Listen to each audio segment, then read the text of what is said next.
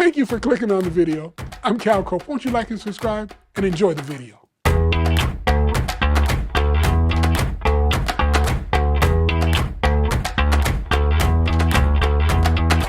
Well, welcome back to How Love Can Last Forever. After all, I'm your host, Cal Cope. So glad that you can be with us. This is the final episode of this series. And today we're going to talk about emotional intelligence. First thing I need you to understand about emotional intelligence is that it can always grow. Unlike our IQ, many people say by the time you turn 25, you're about as smart as you're going to get. You can have the debate about that if you want to. But one thing that I am clear about is our emotional intelligence can always grow. And it grows because of the connections that we have in relationships. Emotional intelligence, once you understand what it is and how it is broken down, and then you begin to have the kind of healthy interactions, you will find that your intelligence around relationships will continue to grow. And it'll grow in the place of your awareness of who you are and who you are not. I need you to understand that when we talk about your emotional intelligence growing, it doesn't mean you're going to change from being an introvert to an extrovert. But it means that you'll become more aware. You'll become more discerning. You'll become more observant. And you'll be able to identify how to have relationships that are safe, nourishing, and flourishing for you. Okay? So with that being said, let's go ahead and talk a little bit about it. Once again, we're going to talk today about the skill set that most relationships need the most, healthy relationships, and that's emotional intelligence. A lot of people think relationships fail because of lack of love, but that's not the case. Many times it's actually a lack of emotional awareness. Emotional intelligence helps us understand ourselves, understands others, and the response and how to respond instead of react. Once again, I know sometimes this stuff can almost feel like, well, didn't he say that already? Well, I need you to understand this is a lifelong journey. And I myself, my emotional intelligence is growing all the time. Literally, just these last couple of weeks, there is something that I became aware of about me that I am now understanding was a blind spot relative to how other people saw me and how other people see me. And I get excited when I get those new revelations, those new understandings, because we always have an opportunity to grow. I'm going to ask you again, do you want to grow? Do you want to get better? Do you want to be better? If you're not a person who wants to get better, this is probably not something you need to be watching. But if you want relationships that are healthy and nourishing and safe, come on along with us for the ride. All right? So let me break down this emotional intelligence. There's actually 4 areas that I want to talk about relative to emotional intelligence. And the first one is your self-awareness. You've heard me talk about this, like yourself and like getting better. You want to be aware. This is the ability to recognize what you're feeling and why you're feeling it. Before you blame your partner, ask yourself, what's really going on inside of me? Am I hurt? Am I insecure, frustrated, or afraid? Self-awareness keeps us honest with ourselves.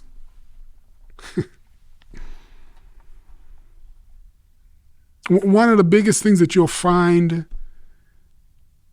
that will be so refreshing in relationships is when you and the person you're in a relationship with can be honest with themselves. I know that sounds like a novelty concept, but you'd be amazed at how often people are simply not honest with themselves.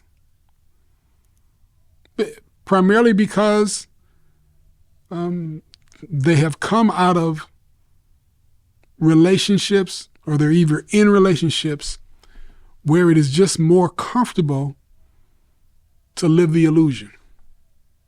Now, I'll be a little self-disclosing. I'm an optimistic person. And so I always think about things and the good that can come from them. One of the things that I'm learning is that oftentimes my optimism can communicate that I don't see myself honestly. And there probably are times that I'm not seeing myself as honestly as I should.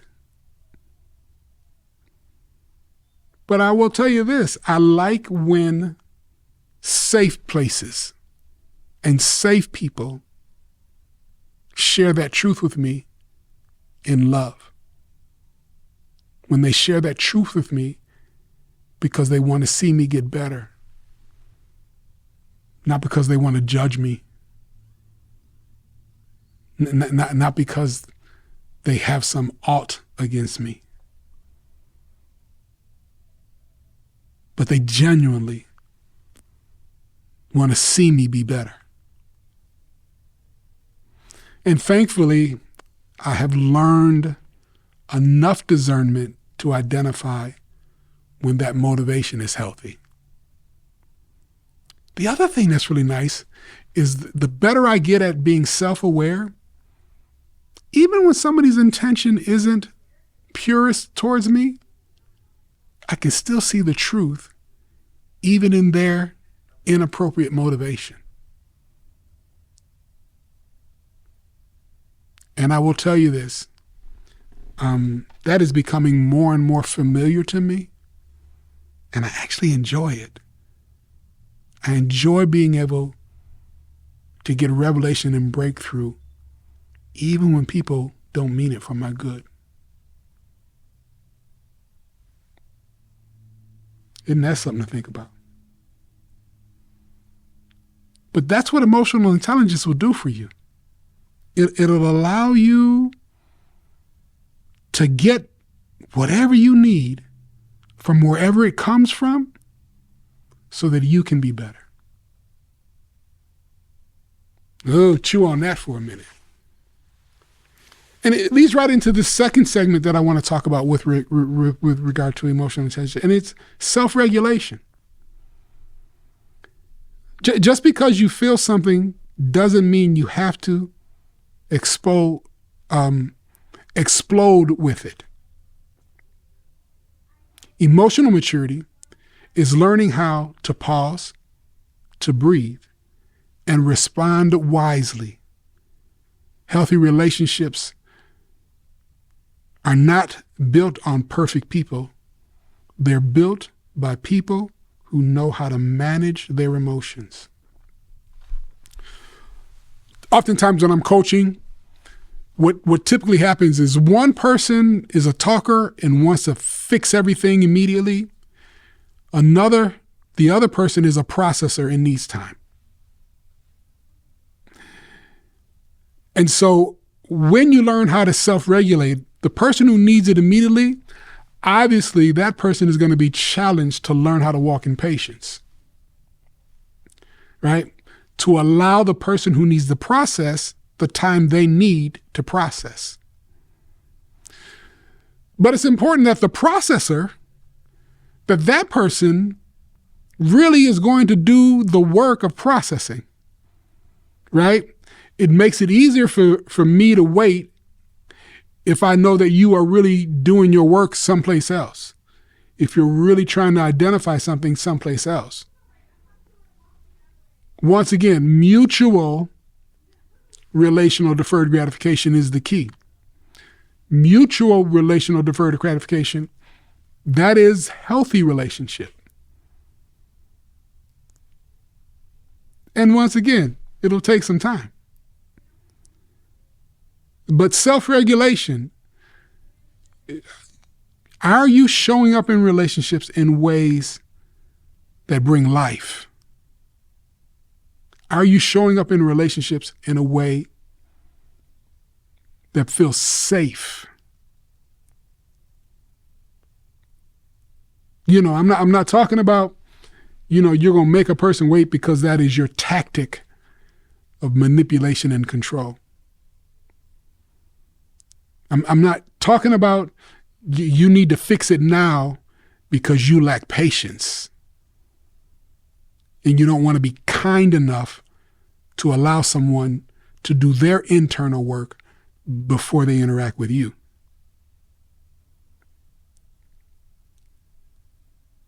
Can you self-regulate? The next thing is social awareness. See, this is empathy. The ability to recognize what someone else may be feeling. Sometimes your partner doesn't need a solution. They need understanding. Listening with empathy creates emotional safety. This level of emotional intelligence really does challenge our, come on, say that with me, our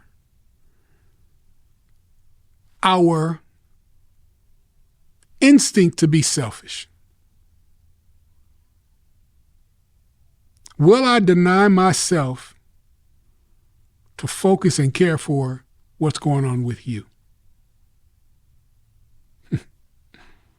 Will I stay long enough to communicate to you that I want to know what's going on for you?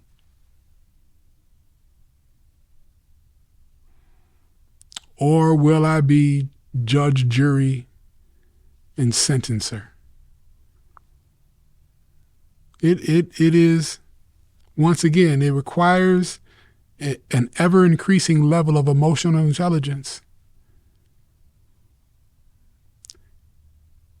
to want to create an awareness in your environment that promotes healthy communication, healthy relationship, safe places.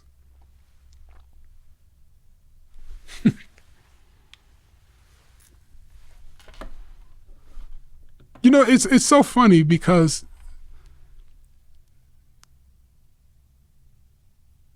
being in substantive, meaningful relationships that add to people's lives, it is not for the faint at heart.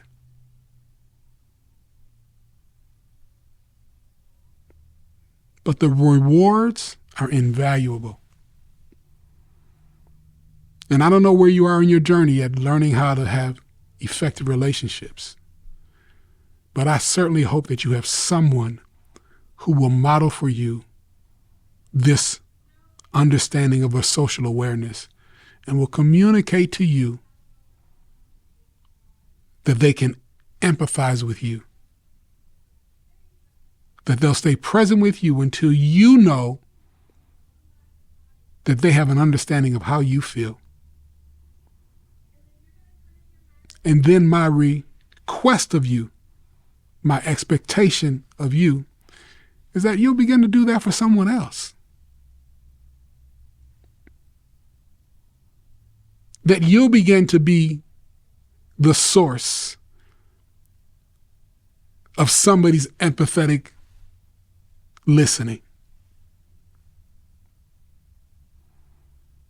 Once again, definitely should happen in marriage, but it can happen in your schoolyard, it can happen in your workplace, it can happen on the playground as you continue to build your emotional intelligence.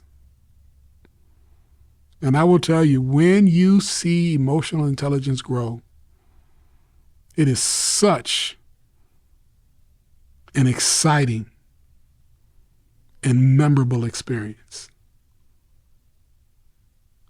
To see someone's emotions begin to connect again to them. To see them begin to embrace emotional connection. Ugh. Nothing like it. Finally, emotional intelligence will help you manage relationships much more effectively. This is where communication, conflict resolution, trust, connection all come together. Strong relationships require intentional effort. It's not about winning arguments. It's about progressing in connection.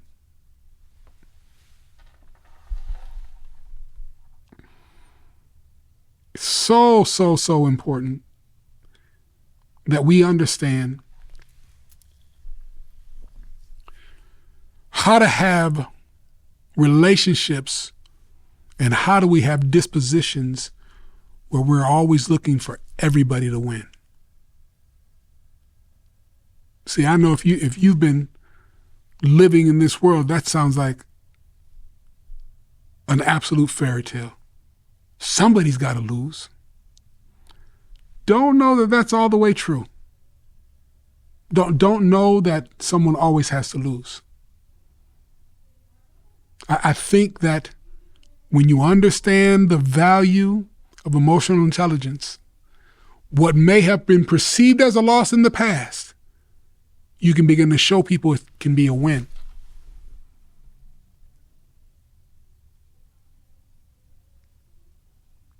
Here's the real truth.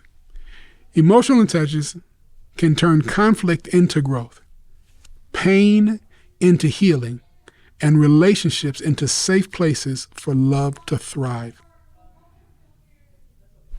So today, ask yourself, how emotionally aware am I in my relationships?